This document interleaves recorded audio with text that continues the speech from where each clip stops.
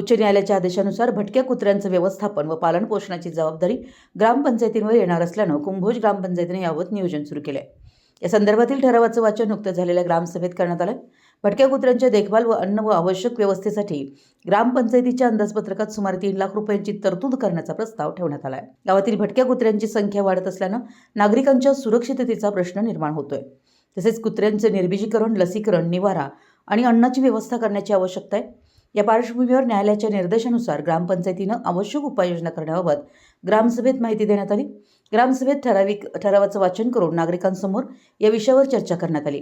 भटक्या कुत्र्यांचं योग्य व्यवस्थापन करताना नागरिकांची सुरक्षितता आणि प्राण्यांप्रती असलेली संवेदनशीलता यांचा समतोल राखण्याची गरज उपस्थितांनी व्यक्त केली.